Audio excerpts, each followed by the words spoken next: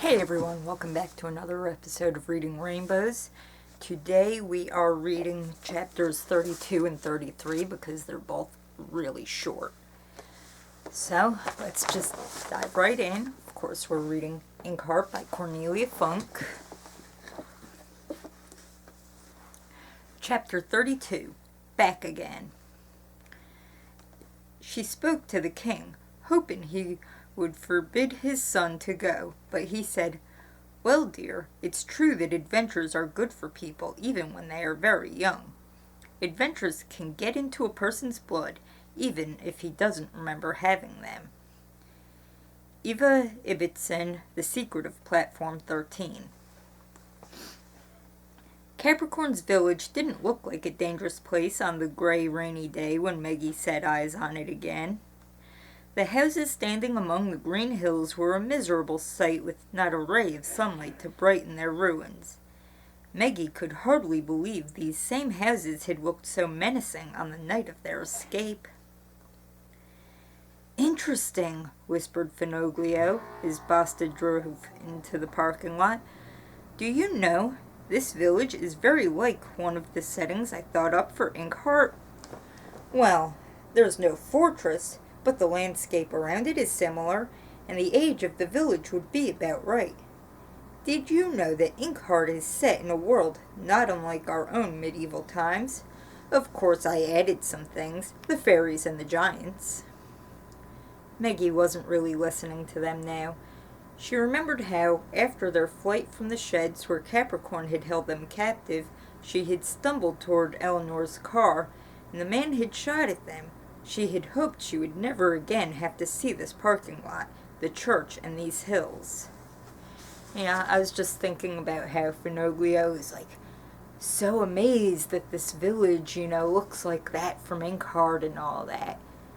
Well, first of all, a lot of authors draw on reality in making their fictional worlds. So, yeah, it wouldn't be all that surprising, and considering that this village is not very far from where Finoglio lives, you would think he'd be aware of it. "Come on, get moving," grunted Flatnose, opening the car door. "I expect you remember the way." Oh yes, Maggie could remember, even though it did all seem rather different today. Finoglio looked around the gloomy alleys like a tourist, staring at windows and open doors as if he'd paid for entry. "I know this village," he whispered to Maggie.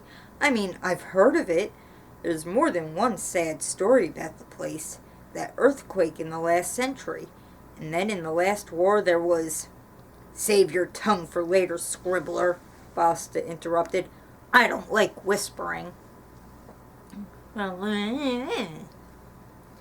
Finoglio shot him an angry glance, but fell silent and did not utter another sound until they had reached the church. "Well, go on, open the door." "What are you waiting for?" growled Flatnose. With Finoglio's help, Maggie opened the heavy wooden door. The cool air that met them smelled as musty as on the day she had entered the church with Mo and Eleanor. Nothing much had changed inside. The red walls looked even more threatening on this overcast day, and the expression on the doll-like face of Capricorn's statue seemed even more malevolent than before, if that were possible. The braziers in which the books had been burned still stood in the same place, but there was no sign of Capricorn's chair at the top of the steps. Two of his men were just carrying a new chair up them. The old woman who looked like a magpie, and who Maggie didn't really like to remember, was standing beside them, impatiently giving directions. Basta pushed aside two women who were kneeling in the middle of the nave cleaning the floor, and strode toward the altar steps. "Where's Capricorn, Mortola?" he called to the old woman as he approached. "I have news for him. Important news." The old woman didn't even turn toward him. "Farther to the right, you fools!" she ordered the two men who were still struggling with the heavy armchair. "Yes, there, that'll do." Then she turned toward Basta, her face expressionless. We expected you back before this, she said. What do you mean? Basta had raised his voice, but Meggie caught the uncertainty it revealed. It sounded almost as if he were afraid of the old woman. Do you know how many villages there are down this damn coast? And we weren't even sure whether Silvertongue was still in the area. But I can rely on my nose, and as you see, he said, nodding in Meggie's direction, I've done the job. You have? The magpie looked past Basta to where Meggie and Finoglio were standing with Flatnose.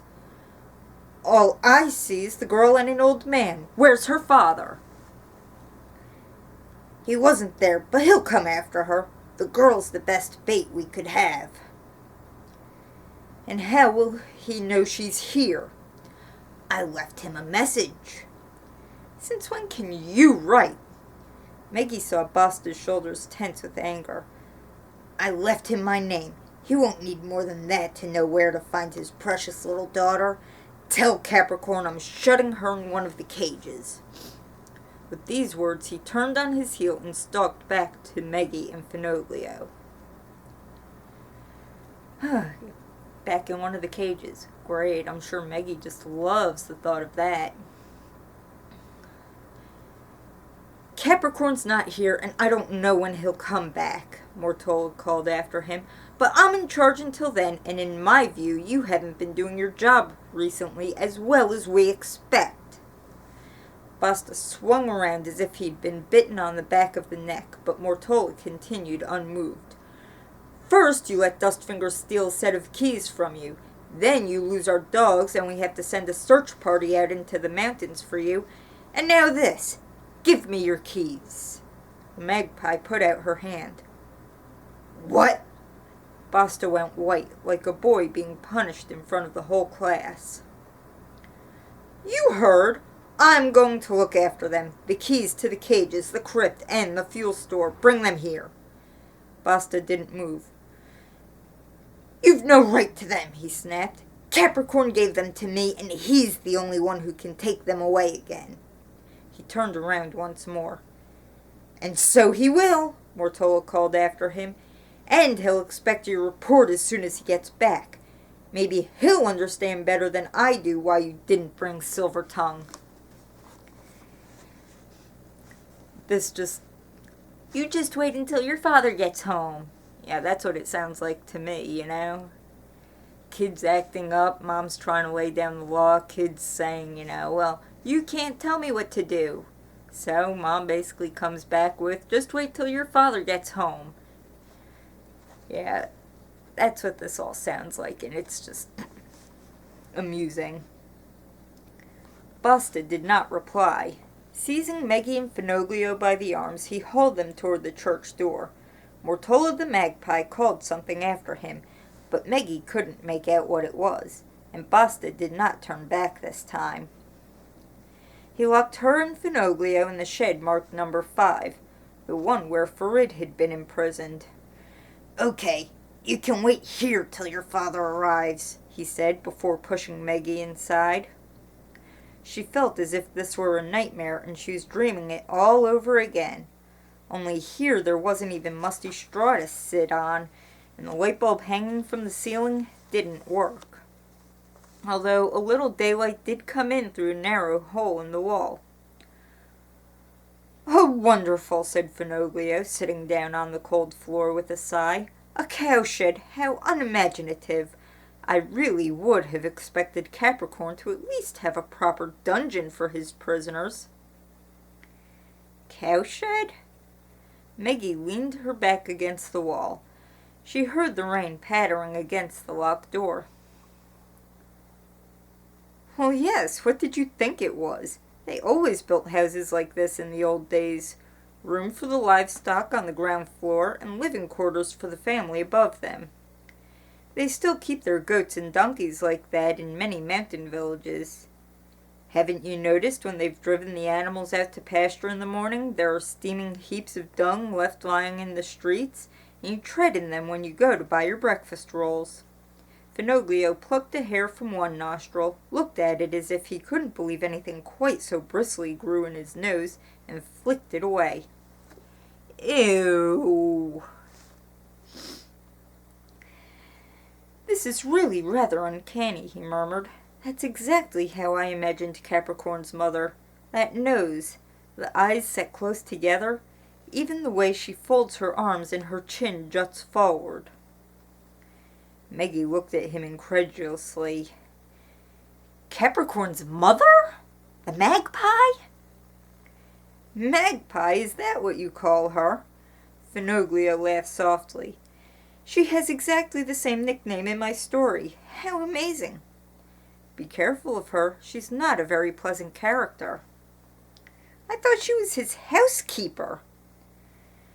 That's probably what you're supposed to think, so keep our little secret to yourself for now, all right? Maggie agreed, though she didn't really understand. What did it matter who the old woman was? It all came to the same thing. This time there was no Dustfinger to open the door in the night. It had all been for nothing, as if they had never run away at all. She went over to the locked door and pressed her hands against it. He'll come, she whispered. Mo will come, and then they'll lock us up here forever and ever. Finoglio got up and went over to her. There, he said, putting his arms around her and letting her bury her face in his jacket. It was made of rough fabric and smelled of pipe tobacco. I'll think of something, he whispered to Maggie. After all, I invented these villains. It'll be an odd thing if I can't get rid of them. Your father had an idea, but... Maggie raised her face, wet with tears, and looked at him hopefully, but the old man shook his head. Later. Now tell me, what makes Capricorn so interested in your father? Is it something to do with the way he reads aloud? Maggie nodded and wiped the tears from her eyes. He wants Mo to read aloud to him here, to bring someone out of a book, an old friend. Finoglio gave her a handkerchief. A few crumbs of tobacco fell from it when she blew her nose. A friend? Capricorn has no friends. The old man frowned. Then Maggie felt him suddenly take a deep breath. Who is it? She asked, but Finoglio just mopped a tear off her cheek. Someone I hope you'll never meet, except between the covers of a book, he said evasively. Then he turned and began pacing up and down. Capricorn will be back soon, he added. I must think of how best to confront him. But Capricorn did not come. Darkness fell outside, and still no one had fetched them from their prison. They weren't even brought anything to eat. It grew cold when the night air came in through the hole in the wall, and they huddled side by side on the hard floor to keep warm. Is Basta still very superstitious? Finoglio asked at some point in the night. Yes, very, replied Maggie. Dustfinger likes taunting him about it. Good, murmured Finoglio, but he would say no more. Chapter 33. Capricorn's Maid. As I never saw my mother or my father, my first fancies regarding what they were like were unreasonably derived from their tombstones. The shape of the letters on my father's grave gave me an odd idea he was a square, stout, dark man with curly black hair. From the character and turn of the inscription, also Georgiana, wife of the above, I drew a childish conclusion that my mother was freckled and sickly. Charles Dickens, Great Expectations. Dustfinger set out when the night could grow no darker. The sky was overcast with not a single star shining. Only the moon showed occasionally between the clouds, as thin as a slice of lemon. Dustfinger was glad of such darkness, but the boy jumped whenever a twig brushed his face. For heaven's sake, I should have left you with the marten after all, Dustfinger snapped as Farid clutched his arm in fright yet again. You'll give us away yet with your teeth chattering like that. Look ahead of you. That's what ought to scare you. Guns, not ghosts. Before them, only a little way off now, lay Capricorn's village.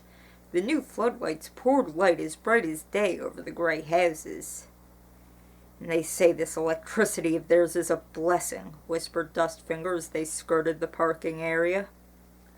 A bored-looking guard was strolling around among the parked vehicles. Yawning, he leaned against the truck, which Cockerel had used to bring the goats back that afternoon, and put on a pair of headphones. Yeah, it's funny hearing, just how lax, they are. It's like, oh yeah, we've got all these floodlights to shine bright and show us if anyone's sneaking around. But, they're just sort of strolling around. They'll put on headphones, whatever, so what good is it really doing them if they're not really paying attention and looking out?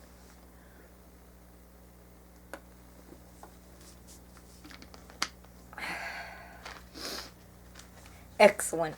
An army could march up now and he wouldn't hear it, muttered Dustfinger. If Basta were here, he'd discipline the man for that. Shut him up in Capricorn's cowsheds for 3 days with nothing to eat. Why don't we go over the rooftops? All the fear had gone from Farid's face.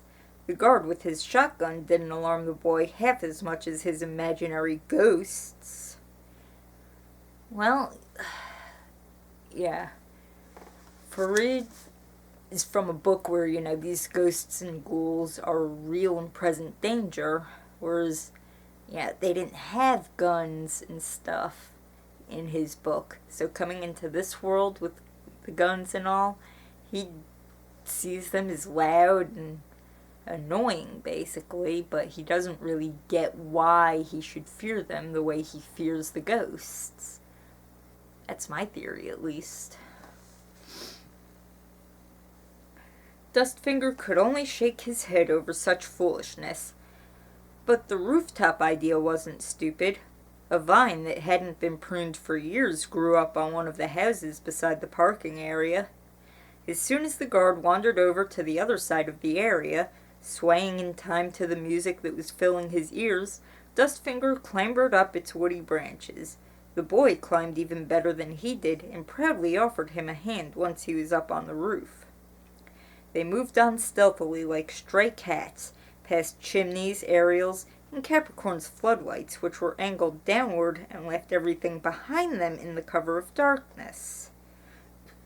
Once a shingle came loose under Dustfinger's boots, but he managed to catch it just in time, before the terracotta tile could fall and break in the street below. Well, at least he was quick enough to do that. When they reached the square where the church and Capricorn's house stood, they let themselves down from a gutter. For a few breathless moments, Dustfinger ducked behind a stack of empty fruit crates, looking out for guards. Both the square itself and the narrow alley to one side of Capricorn's house were bathed in light. A black cat was sitting on the edge of the well outside the church. Basta's heart would have probably missed a beat at the sight of it, but Dustfinger was much more concerned about the guards outside Capricorn's house. 2 of them were lounging by the entrance. It was one of these, a small, sturdy man, who had found Dustfinger 4 years ago in a town up the north, just as he was about to give his last show. He and 2 companions had dragged the fire eater back here, where Capricorn had, in his own characteristic way, questioned him about Silvertongue and the book. The 2 guards were arguing, and as they were so absorbed, Dustfinger plucked up his courage, took a few rapid steps, and disappeared down the alley beside Capricorn's house. Farid followed him, as soundless as his own shadow come to life. Capricorn's house was a large, bulky building, which might once have been the village hall, a disused monastery, or a school. All the windows were dark, and there were no other guards to be seen in the alley. But Dustfinger remained watchful. He knew the guards liked to lurk in dark doorways, invisible as ravens at night in their black suits. First you compare them to crows, now you're comparing them to ravens. First of all, 2 separate birds. Yeah, they are not interchangeable. Second of all, now you're trying to put down ravens. Cut it out! Again, very intelligent birds.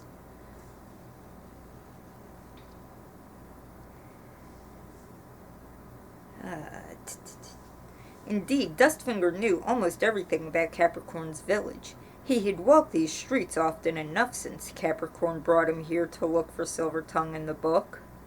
Whenever he felt the sharp pangs of homesickness, he'd come back here to find his old enemies, where he didn't feel quite so out of place. Even his fear of Basta's knife couldn't keep him away. And, that's an interesting thing. It's like when the pangs of homesickness hit him, he goes back to Capricorn's village where, they're his enemies, but they are from his world. They found a village that looks very similar to that of his world. So it's like he can find some small solace, in this area where, despite, these people being horrible,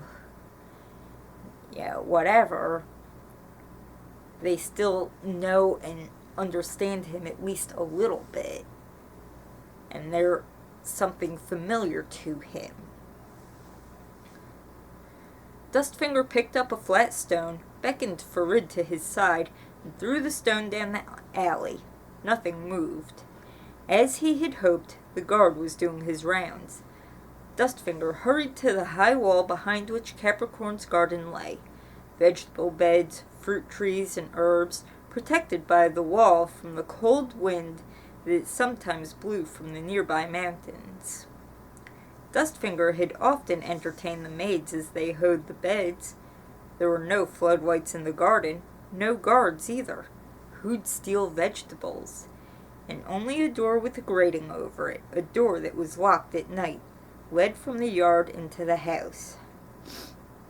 The dog kennels lay beyond the wall too, but when Dustfinger swung himself up and over, they were empty. The dogs had not come back from the hills. They'd shown more sense than Dustfinger expected, and Basta obviously hadn't gotten new dogs yet. Stupid of him, stupid Basta. Dustfinger signaled to the boy to follow him, and stole past the carefully tended beds until he reached the back door with the grating. The boy looked at him questioningly when he saw the solid bars, but Dustfinger just laid a finger to his lips and looked up to one of the windows on the second floor. The shutters, black as night, were open. Dustfinger mewed in so lifelike a fashion that several cats answered, but nothing moved beyond the window. Dustfinger cursed under his breath, listened to the sounds of the night for a moment, then imitated the shrill cry of a bird of prey. Farid jumped and pressed close to the wall of the house. This time, something did move behind the upstairs window. A woman leaned out of it. When Dustfinger waved to her, she waved back, and quickly disappeared. "Don't look like that," whispered Dustfinger, seeing Farid's anxious glance. "We can trust her.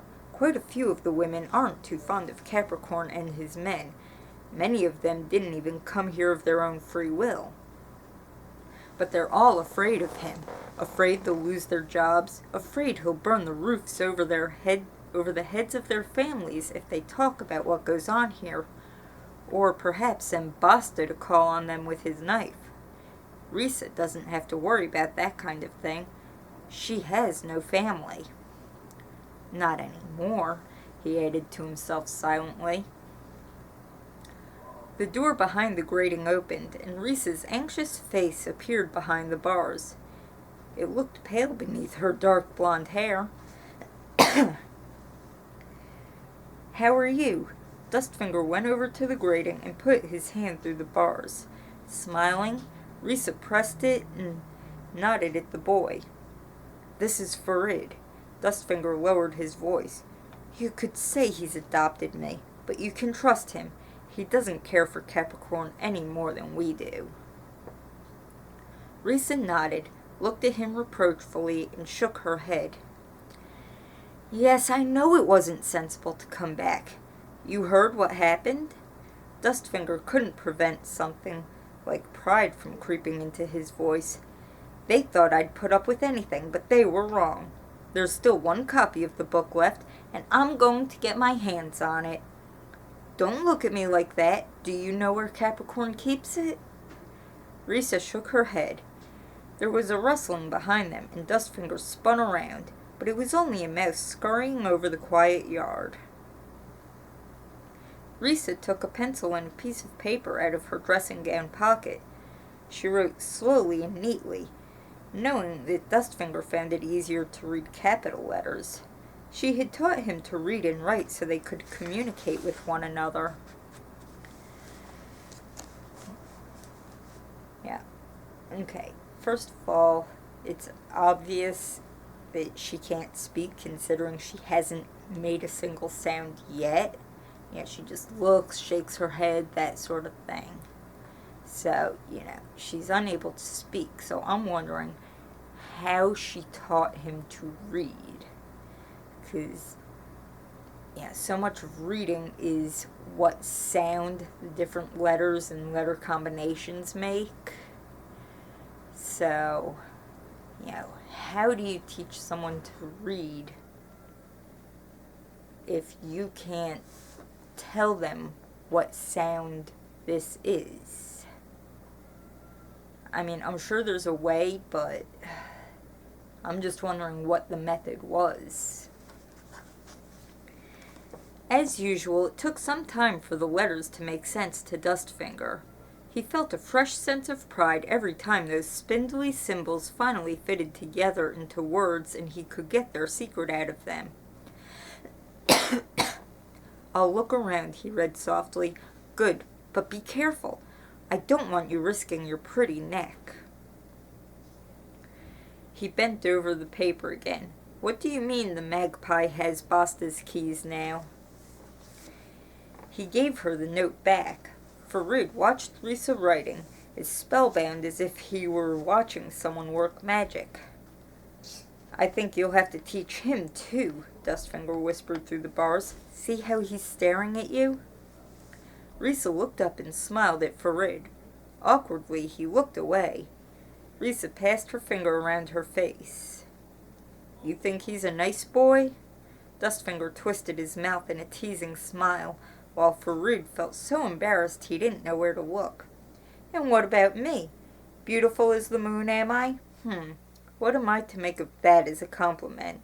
You mean I have almost as many craters?"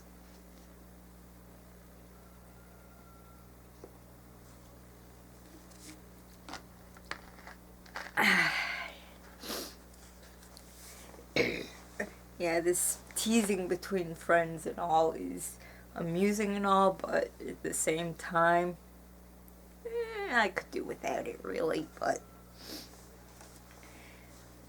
Risa pressed her hand over her lips. It was easy to amuse her. She laughed like a young girl. That was the only time you could hear her voice. Shots rang out in the night. Risa clung to the bars, and Farid, terrified, crouched down at the foot of the wall. Dustfinger pulled him to his feet again. "It's nothing," he whispered, "just the guards taking pot shots at cats. They always do that when they're bored." The boy looked at him with disbelief, but Risa went on writing. "She took the keys away to punish him," Dustfinger read. "Basta won't like that at all. The way he acted with those keys, you'd have thought he was looking after Capricorn's most treasured possession." Risa mimed taking a knife from her belt, looking so grim that Dustfinger almost laughed out loud. He quickly glanced around, but the yard was silent as the grave between its high walls. "Oh yes, I can well imagine that Basta's furious," he whispered. "In that mood he'll do anything to please Capricorn. Slit throats, gash open faces, anything." Risa reached for the paper again, and once more it took him a painfully long time to decipher her clear, neat writing. "Oh, so you've heard about Silvertongue. You want to know who he is?" "Well, but for me, he'd still be locked up in Capricorn's sheds. What else? Ask Farid. Silvertongue plucked the boy out of his own story, too, like a ripe apple." Luckily he didn't bring out any of the ghouls the boy keeps carrying on about. Yes, he reads aloud very well indeed, much better than Darius. As you can see, Farid doesn't limp. His face probably always looked the way it does now, and he still has his voice, too, even though you might not think so at the moment. Farid cast him an angry glance. What does Silvertongue look like? Well, I can at least tell you that Basta hasn't decorated his face yet. A shutter creaked above them. Dustfinger pressed close to the grating. Only the wind, he thought, nothing but the wind. Farid was staring at him, eyes wide with fear. No doubt the creaking sounded to him like a demon, but the figure who leaned out of the window above them was a creature of flesh and blood, Mortola, or the Magpie as she was secretly nicknamed. She was in charge of all the maids, and nothing was safe from the Magpie's eyes and ears, not even the secrets the women whispered to each other in their bedrooms by night. Even Capricorn's strongboxes had better accommodations than his maidservants. They all slept in his house, 4 to a room, crammed in like sardines, except for those who had struck up a relationship with one of his men and moved to another house. Just the thought of anyone striking up a relationship with Basta or Cockerel or Flatnose. No thank you. The Magpie leaned over the windowsill and breathed in the cool night air. She stayed there for what seemed to be an endless time, so long that Dustfinger could happily have wrung her neck. But finally she appeared to have filled every inch of her body with fresh air and closed the window. I must go, but I'll be back tomorrow evening. Maybe you'll have found out something about the book by then. Dustfinger squeezed Reese's hand. Her fingers were rough from laundry work and cleaning. I know I've said it before, but all the same, be careful and keep away from Basta. Risa shrugged her shoulders. How else could she respond to such unnecessary advice? Almost all the women in the village kept away from Basta, but he didn't keep away from them. Dustfinger waited outside the grating until Risa was back in her room. She signaled to him through the window with a candle. The guard in the parking lot still had his headphones on. Deep in his own thoughts, he was dancing among the cars, shotgun in his outstretched arms as if he were dancing with a girl. By the time he finally looked their way, the night had already swallowed up Dustfinger and Farid. They met no one on the way back to their hiding place, only a fox who slunk away with hunger in his eyes. Gwyn was eating a bird inside the walls of the burnt-out cottage. Its feathers were shadows in the darkness. Has she always been mute? Asked the boy as Dustfinger lay down under the trees to sleep. As long as I've known her, replied Dustfinger, turning his back to the boy. Farid lay down beside him. He had made this his habit from the first, and however often Dustfinger moved away, the boy was always close beside him when he woke up. The photograph in your backpack, he said. It is her. So? The boy did not reply. If you've taken a fancy to her, Dustfinger mocked him, forget it. She's one of Capricorn's favorite maids. She's even allowed to take him his breakfast and help him get dressed. How long has she been with him? 5 years, said Dustfinger, and in all that time Capricorn has never once let her leave the village. She can't even go out of the house very often. She ran away twice, but she never got far. One of those times, a snake bit her. She never told me how Capricorn punished her, but I know she never tried to run away again. There was a rustling behind them. Farid jumped, but it was only Gwyn. The marten was licking his muzzle as he leaped and landed on the boy's stomach. Laughing, Farid plucked a feather out of his fur. Gwyn snuffled busily around the boy's chin and nose as if he had missed him, and then he disappeared into the night again. He really is a nice marten, whispered Farid. No, he's not, said Dustfinger, pulling his thin blanket up to his chin. He probably likes you because you smell like a girl. Farid's only answer was long silence. She looks like her, he said at last, just as Dustfinger was dropping off to sleep. Silvertongue's daughter, I mean. She has the same mouth and the same eyes, and she laughs in the same way. Nonsense, said Dustfinger. There's not the slightest resemblance. They both have blue eyes, that's all. It's not unusual here. Hurry up and go to sleep. The boy obeyed. He wrapped himself in the sweater that Dustfinger had given him and turned his back to his companion. Soon he was breathing as peacefully as a baby, but Dustfinger lay awake all night, staring at the stars. So that's the end of that chapter. Now, what Farid had said about how Risa looks like Meggie. Yeah. Sure, Dustfinger, brushes it off as, they look nothing alike. It's just that they both have blue eyes. But